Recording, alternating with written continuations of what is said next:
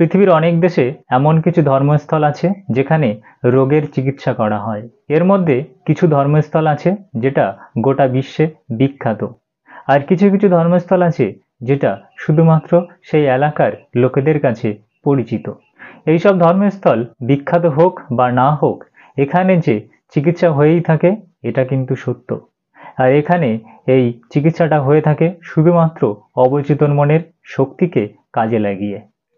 জাপানের ডাইবুটসুর ধর্মস্থল সারা পৃথিবীতে বিখ্যাত। সেই ধর্মস্থলে গৌতম বুদ্ধের কাঁসার একটা মূর্তি আছে, যেটা 42 ফুট উঁচু। গৌতম বুদ্ধের মূর্তিটিতে দেখা যাচ্ছে যে তার একটা হাত আর একটা হাতের উপরে রাখা, এবং তিনি গভীর চিন্তামগ্ন হয়ে মাথা নিচু করে বসে আছেন। মূর্তির পায়ের কাছে টাকা পয়সা, ফল, চাল এবং কমলালেবু প্রণামী হিসেবে দেওয়া হচ্ছিল। মোমবাতি আর ধূপকাঠি জ্বালানো হচ্ছিল, আর লোকেরা যে যার মানত করছিল। সেখানে একটা মেয়ের প্রার্থনা শোনা গেল। সে বুদ্ধের পায়ের কাছে মাথা নিচু করে দুটো কমলালেবু প্রণামী হিসেবে দিল। সেই মেয়েটি বুদ্ধকে তার কণ্ঠস্বর ফিরিয়ে দেওয়ার জন্য ধন্যবাদ জানাচ্ছিল। ধর্মস্থলে আসার পর ওর হারিয়ে যাওয়া কণ্ঠস্বর ফিরে এসেছিল। এমন বিশ্বাস ছিল ও যদি নির্দিষ্ট অনুষ্ঠান, উপবাস এবং প্রণামী চড়ায় তাহলে বুদ্ধ ওর কণ্ঠস্বর ফিরিয়ে দেবে। ওর ভিতরের আশা এবং বিশ্বাস প্রবল ছিল, এবং তার এই বিশ্বাস তার মস্তিষ্কের চরম সীমা পর্যন্ত পৌঁছে গিয়েছিল। তার অবচেতন মন এই বিশ্বাসকে কাজে লাগিয়ে তার নষ্ট হয়ে যাওয়া কণ্ঠস্বর ফিরিয়ে দিয়েছিল। কল্পনা আর অন্ধবিশ্বাসের শক্তি এতটাই প্রবল যে তাকে অস্বীকার করা যায় না। পশ্চিম অস্ট্রেলিয়ার পার্থ শহরে একজন ব্যক্তি থাকতেন। তার টিবি রোগ হয়েছিল। তার এই টিবি রোগের কারণে তার ফুসফুস পুরোপুরি নষ্ট হয়ে গিয়েছিল। ছেলে তার বাবাকে সাহায্য করবে বলে মনস্থির করলো। সে তার নিজের বাবাকে জানালো সে এক অদ্ভুত শক্তি সম্পন্ন এক সন্ন্যাসীর সঙ্গে দেখা করেছে। সেই সন্ন্যাসী ইউরোপের একজন বিখ্যাত চিকিৎসক। তিনি একটি ধর্মস্থলে বহুদিন চিকিৎসা করার পরে ফিরে এসেছেন।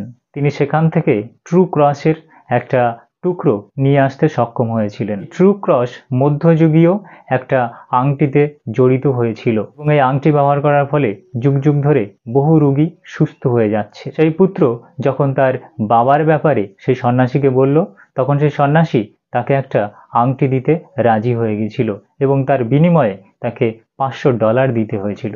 পুত্র নিজের পিতাকে সেই আংটিটা দেখানোর সাথে সাথেই পিতা পুত্রের থেকে সেই আংটিটা কেড়ে নিল, এবং তিনি তার বুকে স্পর্শ করালেন এবং ঈশ্বরের কাছে প্রার্থনা করলেন এবং ঘুমিয়ে পড়লেন।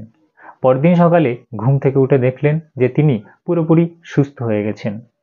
তারপরে ক্লিনিকে পরীক্ষা করে দেখা গেল যে তার টিবি রোগ আর নেই। এই ধরনের চমৎকার প্রতিটি জায়গাতেই হয়। সব থেকে গুরুত্বপূর্ণ বিষয় হচ্ছে এই আংটিটি তার পুত্র ফুটপাত থেকে কিনে এনেছিল, এবং সেটাকে ডিজাইন করে মধ্যযুগীয় একটা আংটিতে তৈরি করে নিয়েছিল, এবং একটা কাঠের টুকরোকে তিনি একজনের কাছ থেকে একটা কুরুশের আকার তৈরি করে আংটিতে আটকে দিয়েছিল।